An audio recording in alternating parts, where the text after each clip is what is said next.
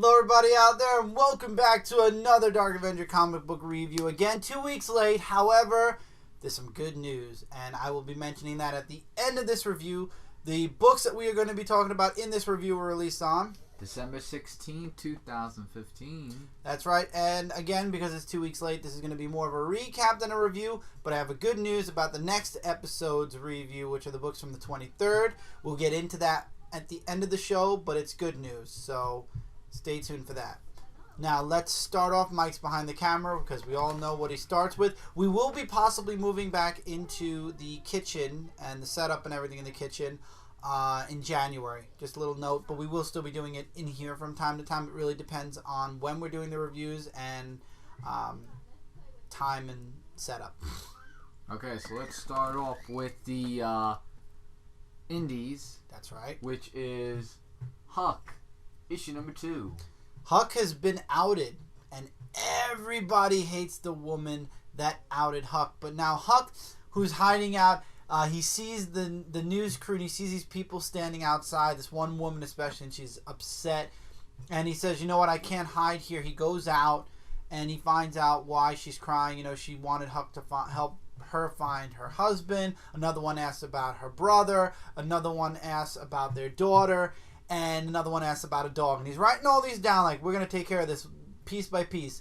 And he does start. It doesn't end. The book doesn't end with him finding everything yet. But we find out there's a scientist that is watching him. And the last page has somebody claiming to be his brother, which I find very interesting. So we now have a mad scientist, watching Huck. We've got a person claiming to be a brother. And we have this other woman that we are introduced to at the beginning of the book. And we also see her towards the end of the book. So this is very interesting. There's a lot of new characters slowly being introduced. And I'm very interested in seeing where Huck goes next. Claus, issue number 2. This, I don't understand why. This is going to be going on for another 4 months. It is basically the Tale of Santa Claus, only it's Grant Morrison writing it. So you know it's crazy. But it's awesome. The artwork is great. So Claus basically delivers... he messes with the security, with the guards, not security guards, the guards of the the village, gets over the wall, delivers presents to these kids, and then disappears. The next morning, the kids are playing with the toys. The guy who, I don't think he's the king, but he's one of the king's higher-ups, he gets pissed off because Claus also made fun of his picture. He marked up the pictures of the guy. And he takes all the toys away. This is very reminiscent, Michael, you would know of remember the cartoon? What cartoon? When we were a kid growing up, and it was young Santa Claus delivering presents to kids. Yeah. It's very reminiscent of that, but it's obviously a badass version of it because Claus is this big muscular guy, and he really messes up some of the guards. And then the next night comes, and the guy has like double, triple, quadruple security. The boy, the prince, gets all of the toys. They take all the toys away, and the prince is playing with them, but it doesn't work the same for him for some reason. And the mother, we find out, might have a bit of a connection with Claus somehow. We don't know how yet, but it's all really interesting. And Claus at the end, it's a really great cliffhanger because it looks like he's going to get caught. And that's where the book ends. So it's a huge question mark on what's going to happen next. But it's a really good story that I feel should have started a bit earlier, so it could have ended during Christmas instead of only being in issue 2 during Christmas. But, you know what? It is what it is. Okay, next is Monstress, issue number 2. Now, I read this 2 weeks ago, so my memory is very faint on this because I've read a lot of books since then. From what I remember, it was a really good book.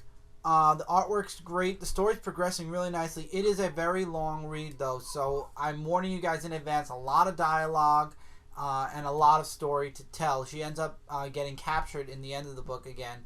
I'm very fuzzy. It's been a while, and it was a very big book, so all I can say is I know I loved it. I will definitely be back for the next issue. I would definitely recommend it. Okay, now my turn with books. Big Trouble in Little China, issue number 19. And I could just sum up the whole book of this issue in one sentence. Basically, it's Jack Burton that goes up against this guy who is nameless. He doesn't actually mention who he is. With the whole the card match, I can't remember what it was called. But basically, if he wins, everything goes back to normal. But if he loses, all souls from everyone's being taken, and That was explained in the last issue. So he wins, spoiler alert, but Jack's friend, who's in love with this other woman, someone who is connected to him said that he might have been hypnotized by this certain, I think, energy of some sort that made him fall in love with someone. Or was it the woman? I think it was the woman. I can't really remember. Mike read his books 2 weeks ago as well. Yeah, but it was one of the other ways was like that. But it was really interesting. I loved the artwork, and it's getting really interesting, I must say. Valkyrie, issue number 3. And this book is basically all the Valkyries going up against this other army, who we don't know who they are. Gorgeous artwork. Yeah, it is really gorgeous artwork. I wish I took pictures of that. But, she's trying to make... Valkyrie's team are trying to make peace with them, saying, look, we don't want to cause trouble. All we want to do is just, let's just call it even and just not fight against each other. And the other side, you know how they are, like saying, oh, we want to fight for justice and everything. But we find out the other side of the team that the Valkyries were fighting, or the leader of Valkyrie, I can't remember what her name is, I think Eve, her name is, finds out that the other person looks just like her. Oh, wow. As a clone. And that's really ironic in the end. And even the ending, I don't want to give that away because that was just amazing. Can't wait to read the next issue of that. Zenoscope's Van Helsing One Shot. And what this talks about is Van Helsing's story about how she lost her lover Marcus and how she became a vampire hunter. So in order to fight off against other vampires for Marcus's death, she goes back in time to fight off against, I think 1844 it was, to fight off against the other vampires that were invading the village and to find her loved one Marcus again, which she does. But however, though, there is a twist because in the end of this book, when she finds out something went wrong, it's not the end. There's still going to be a continuation to the story. So, after reading that, I thought that was really interesting. So, we're going to get more of Van Helsing, which is really awesome to find out for that. Hacktivists Volume 2, Issue 6 of 6, the final issue to conclude Volume 2 of Hacktivists. How did it end? How did it end good? In some ways, yes. Nate and Ed are trying to fight off against the tower. Basically, the woman that's leader of the tower. And they have to save yourself before she takes over and then the world is gone without it.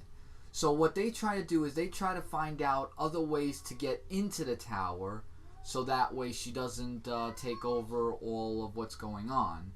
And Ed is really a lifesaver in this book when he actually sacrifices something of himself, not in death, just himself of doing something to actually prevent the tower from taking over. So what I saw in the end was both of them going to Egypt on the motorcycle. But it did say the end, but who knows? I mean, I do have high hopes that there could be maybe a Volume 3, but it all depends on how the future goes of that.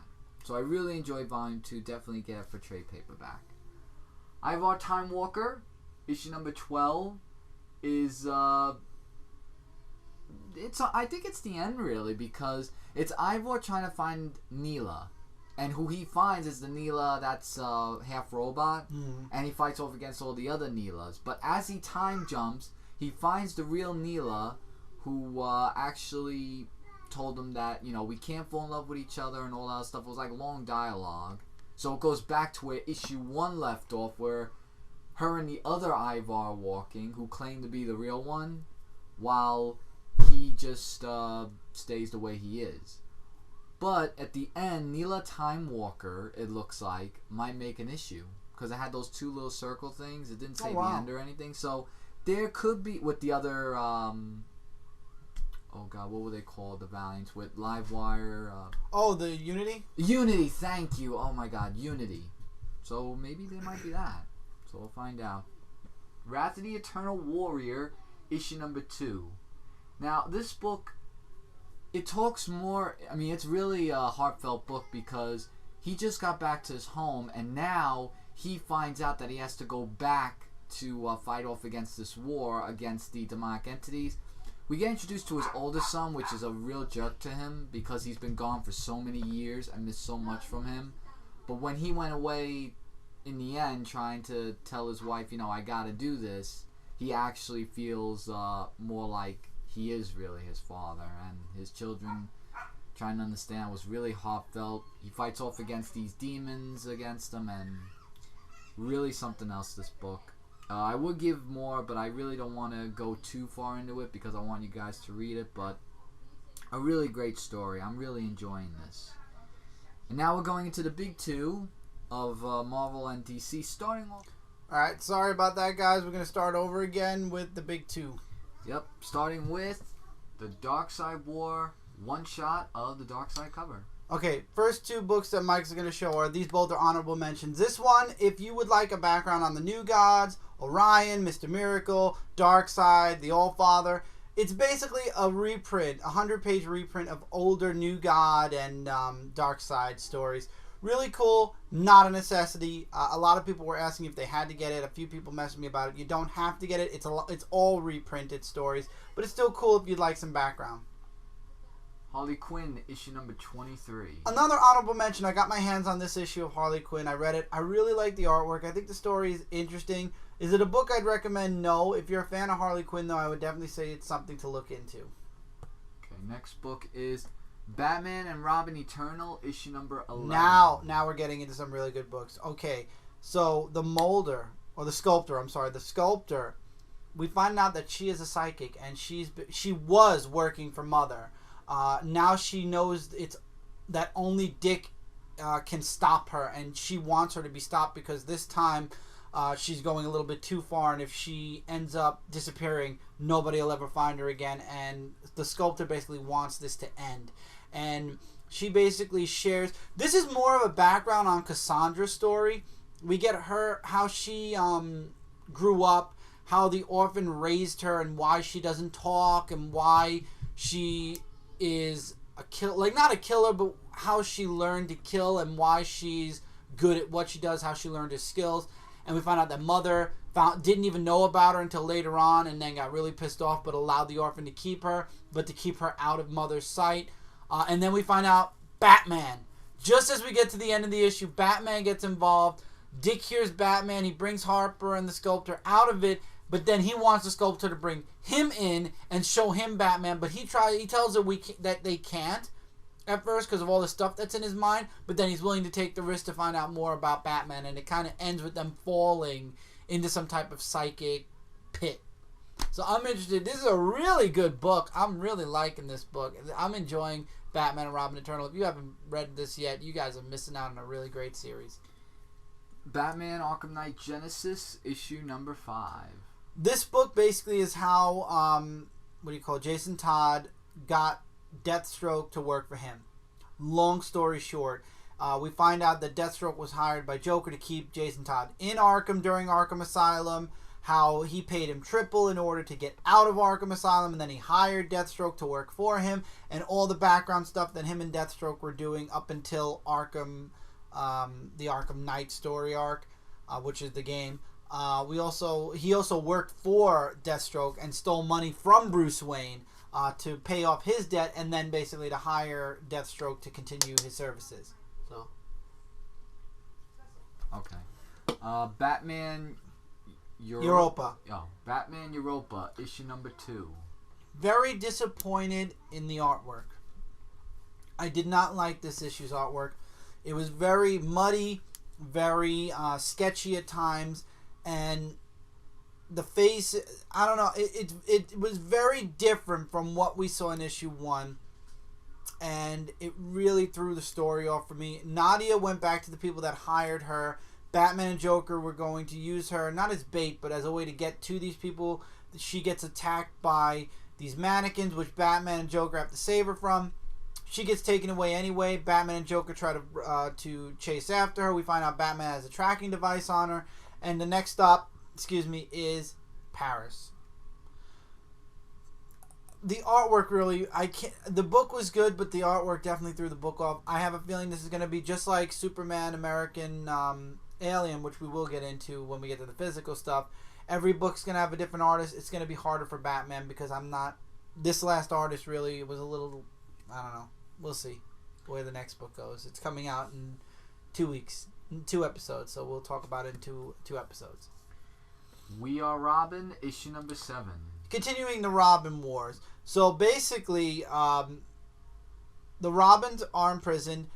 Dick and Gordon Batman are trying to find out what the real story is because even Gordon doesn't trust what's going on with the Robins.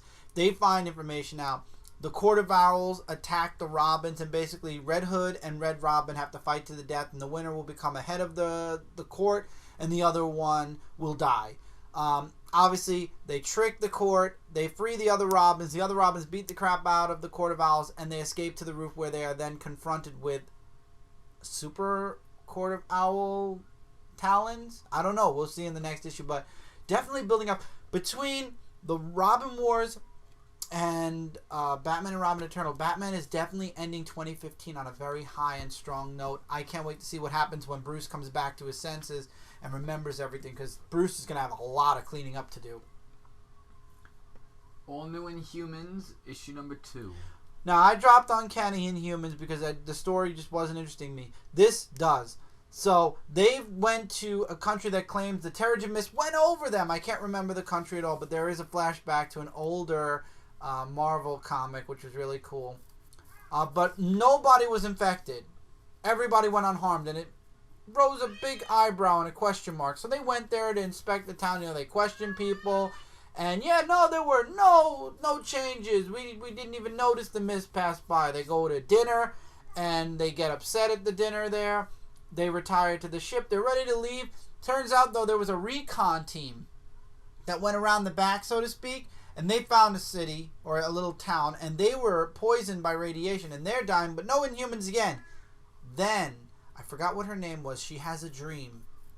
And it turns out, all the Inhumans, or all the cocoons, might have been killed or destroyed after the Terrigen Mist left the town. And that's why there are no new Inhumans in that specific country. Because basically the leader killed them all.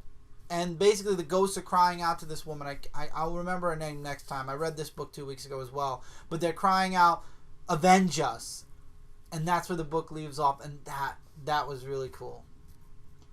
All New X-Men, issue number 2.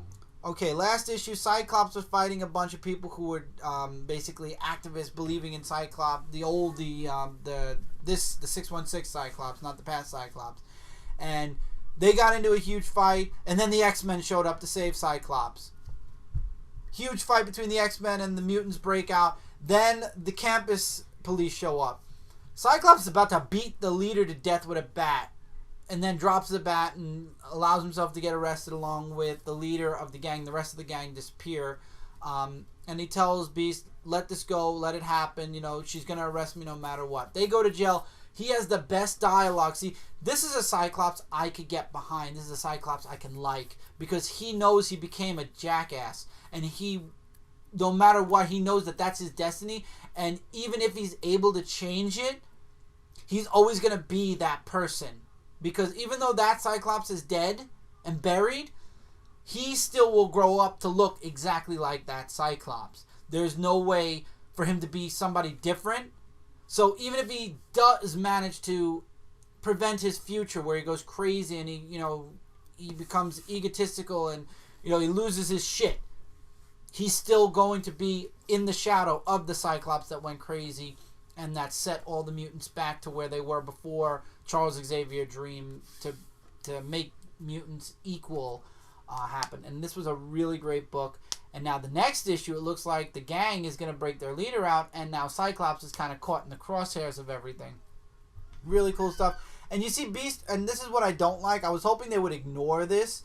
You see Beast trying to talk to Bobby about coming out, and this is what I don't like. I was hoping when the All New, All Different began, they would kind of forget about that, because a lot of people were annoyed with that. And I know Jay was one of the people that was super vocal about Iceman being, not being gay, and that this was something that Bendis did as a big, shock for the X universe before he left.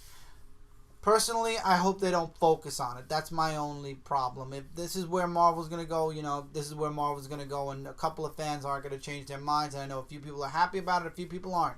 This is one of those things right down the middle. I could say Man of Steel, same thing. So I just hope they don't focus on it too much and they just get the X-Men to be normal. I mean, I feel like they really took a spoon and churned the X-Men so much. I really wish they'd stop.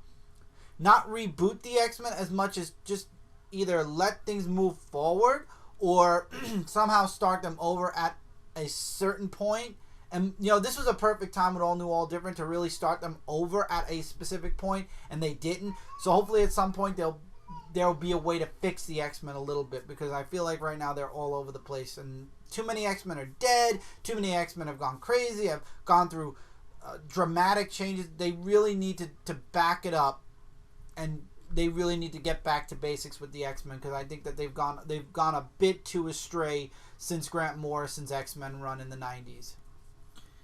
The Mighty Thor, issue number 2. This was a nice read. I enjoyed it. I read this 2 weeks ago as well. Loki comes back, and you can see that he has his issues. You've got Thor versus, I forgot what that guy's name was, but the bridge guard gets involved and actually gets arrested on treason for protecting Thor and letting her leave. And then she ends up leaving, but she doesn't leave back to Earth. She ends up in a different place, and it looks like Loki's going to be her only way out. That's to my knowledge. I read this 2 weeks ago, some of these books, and it's really hard to remember, but it was a really great book. I would definitely recommend it. Web Warriors, issue number 2. Okay, so you've got Spider-Gwen stuck in the Electro's lair. Because this Electro, the main Electro, who found out about the Electro Web, he brought all these Electros together, and now he isn't even their leader. He is basically a guard to Spider-Gwen. And you got the other spiders trying to find Gwen. They actually go back to the Earth where she was taken, and they confront the Electros, and there's this huge fight, great action. And Spider-Gwen convinces the main Electro to free her, and basically they'll turn on the Electros, and they'll become like this group. Two of them will be, they'll stop the Electros, and he'll become the big head cheese again or whatever. And obviously she tricked him. She tricked him to get to a different world, and then she it's left off with her being in a bit of trouble. Alright, 2 of these, my books now, last digital ones. Darth Vader Annual One Shot. Now, reading this, it sort of relates... I thought you weren't going to do the annual anymore. No, I was. Mm-hmm. It doesn't relate to Vader down. I mean, it kind of does. Doesn't. Where, Darth Vader's still looking for Luke. And there's, like, this whole big story. It was more focused on BD and C-3PO, where they were focused on them a little bit. And, there was more... Like, I can't really remember, like, what it was about, really, but it was mostly focused on them and going back to Darth Vader, where now he has to find Luke Skywalker, because that's what really the whole base of Vader Down is, just finding Luke. And I just hope the last issue of Vader Down is them fighting against each other. Hopefully. Because that's what this book looks like that they're going to promise us for that. But really great book. Definitely read it for those of you who read the annuals. And finally... Silk, issue number 2, and I'll be right there in the camera right after I show this. So, in Silk number 2, this is really more of her trying to find out who the person is that knows that Cindy is Silk, because while she's working with Black Cat, and that's going to invade Almatech, or I think that's what it was, she gets a letter in her office saying Silk. And she was getting like so worried and panicking, saying who this person is and who's after her. So she's trying to tell Black Cat this, and Black Cat's like, later, we have to do this first. And she really wants to fit in with Black Cat, saying, okay, take out these guys and then you'll be one of us. So basically Black Cat's like a really... And I forgot who the other one that was with her also. However, though, in the end, we get appearance by Peter Parker. Oh boy. Saying, has Silk gone bad? Right there to be continued. So, I don't think it was him that knew who she was, because I think Peter Parker knows that Cindy is Silk. But knowing that Peter Parker might get involved, that could be big promises for all of us. But really great. Definitely going to read the next issue. That picked up. Now, I would have done this book first just to get out of the way. Ultimate End, issue 5, the last issue, harkens a $4.99 price tag. This is a $5 book.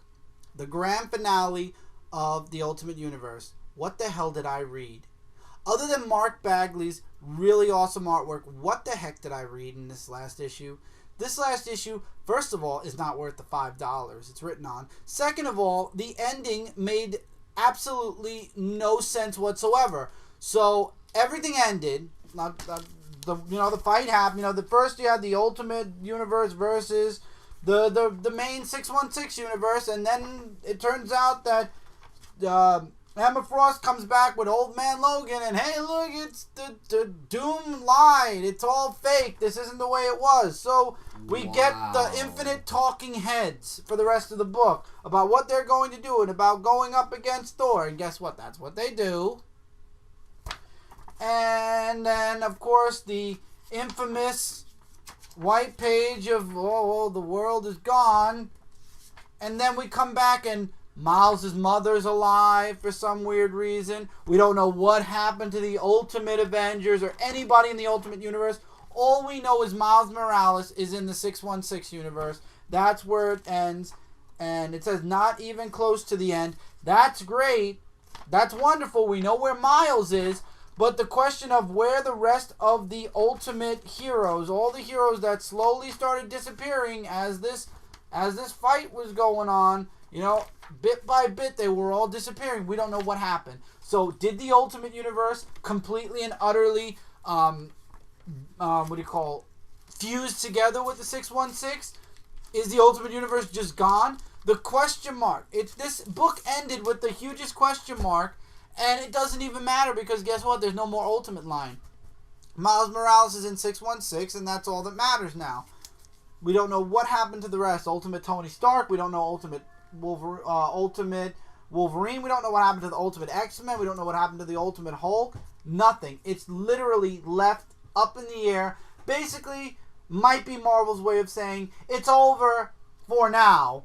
We might revisit later. We didn't get to see any of the Ultimate Peter Parker whatsoever, so obviously they're completely ignoring the last story arc in the Ultimate SpiderMan line.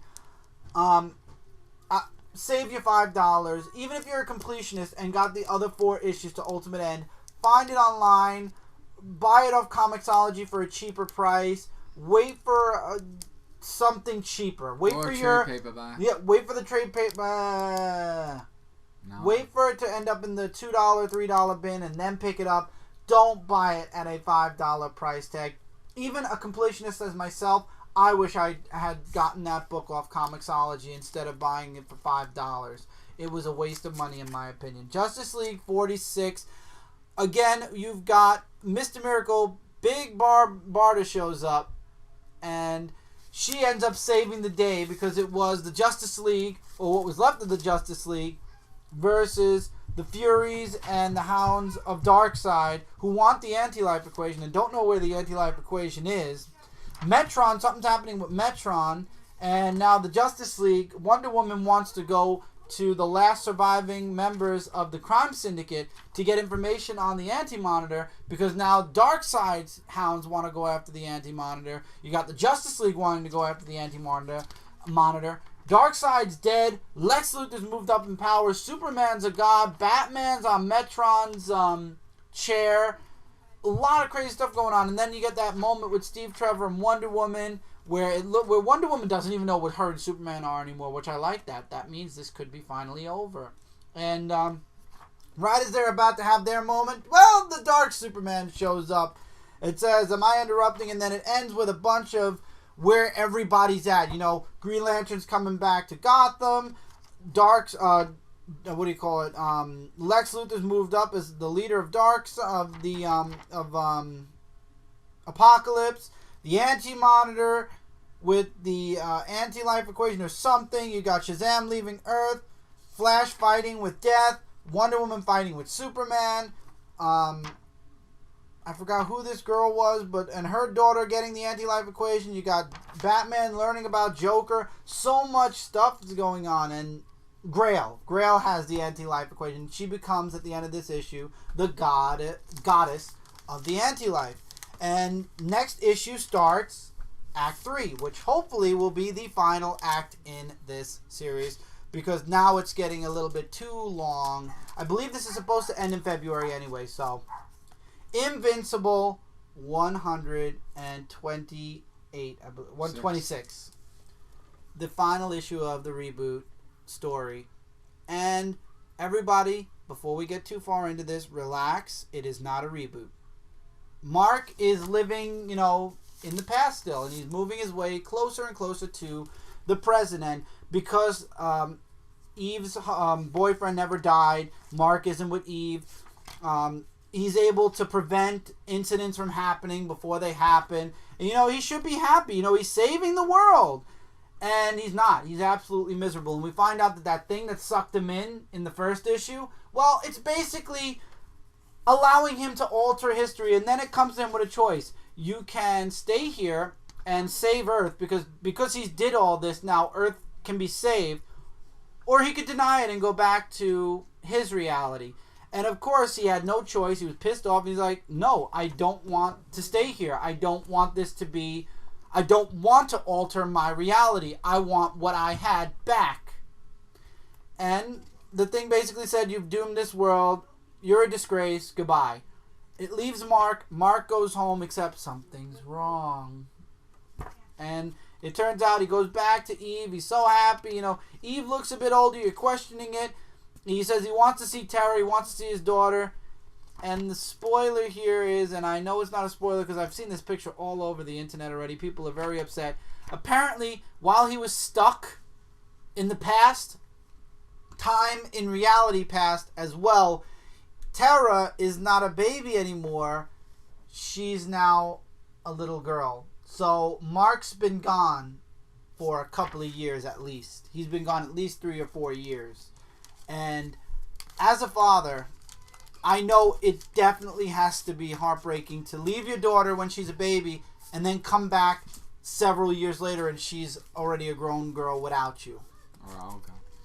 Alright, Marvel of The Amazing Spider-Man issue 1.1. This is Amazing Grace Part 1. I love how every time they do a new volume of Spider-Man now, they have a .1. Yeah, now, what's really confusing me is Peter Parker really Peter Parker? Because I felt in the beginning, towards the middle, he was a little bit out of character. Like, in the beginning of the book, there was a mourning of someone that died because of a thug fight that happened. Julia Manuel Rodriguez. And he comes back from the dead. This is where he's saying, no Christmas this, and no blinky lights and everything, and Thanksgiving should be there's some artwork. Turkeys give their lives and we can't give theirs and all that stuff. So he hears J. Jonah Jameson about the whole alive thing. So Peter Parker wants to find out, what's going on about that. So he meets up with these 2 kids that actually has a little bit of a backstory about how he died, because he was living life on a thread because of what he had and all that stuff. And he meets up with these people that are called the Santarians, which is the cover saying that they were guest starring. And they're saying, at first we talk, then we fight. And that's to be continued in the next book.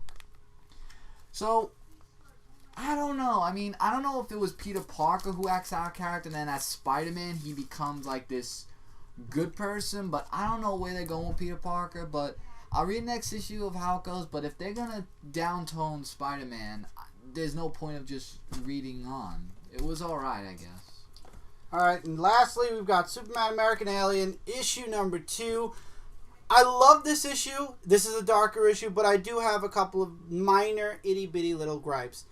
First one being, I don't like that a lot of people in Smallville know about Clark's secret. The first issue, it was the Doctor and Jonathan's friend. This issue, obviously Pete Ross knows. That's fine, because even on Smallville, Pete Ross found out. That's fine that his best friend knows. But then, This other guy who's only in one scene, I forgot his name. He was with Clark and Pete for one little scene when they were out in back of a shop. I forgot what his name is. I don't even think they mentioned his name. Anyway, he knows Clark's secret. The sheriff knows Clark's secret, kind of. It's like, really? So a shooting goes on, and Pete and Clark are brought by the sheriff to the scene. Pete's uncle was the only witness. So Pete goes to comfort the uncle because he witnessed these people getting killed. The sheriff goes to Clark. Do you have any clues? Do you see anything? Do you have any idea? Any ideas of what might have happened? Clark uses his X-ray vision, gets something. He's like, no, sir, I see nothing. And you see it starting to bother him that these people were killed. He just saw the young girl who was a classmate or a schoolmate the day before. Pete even is questioning Clark. He's like, you saw nothing? What if it was your mom and dad that were killed? What if it was me? And he's like, he doesn't even answer. And he goes, he walks away. But then it turns out he shows up at these people's doorstep. Or this person with his gang's doorstep. And he wants to take them in. He wants to try to handle the problem on his own, which was the biggest mistake. Because as he tried to deal with the problem on his own, bad things happen. He loses control of his heat vision. He loses control of his abilities. And one person loses both of his arms. Another one is barely alive. And then Pete Ross shows up and kind of saves Clark from killing everybody. Or anybody getting more injured. And I love how in the end the police officer was like, how am I going to cover this up? Again, basically stating, I know you have powers. I don't know how I feel about so many people knowing about Clark's secret, because then why is it even a secret? So Clark goes home. There's a wonderful scene with the mother. I love that scene. And then we get that last page, which I didn't notice, and I'm glad I re-looked over this book, because there is a one-page spread with Doomsday. So are we going to be seeing Doomsday in the series? Is this kind of like a little backup one-page story with Doomsday? I don't know, but I'm definitely interested in seeing where this story goes. This is a really good issue. My only issue with it is everybody should know Clark's secret. And with that, that's the end of this review. The good news, the next review, and World's Finest, yes, I said World's Finest, should be almost on time. Obviously, today is Sunday. This review should be going up late Sunday night.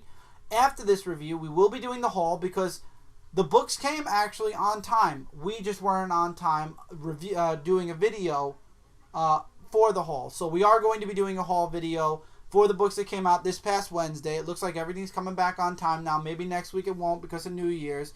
But it looks like things are trying to get back on time. So we will have a haul video following this. I missed Ash vs. Evil Dead last night. It's going on again in a little while. So tonight you will have this review. You will have the whole video for books that came out this past Wednesday, and you guys will also have Ash vs. Evil Dead episode 9 of 10, the setup for the season finale. I'm really excited to see that episode.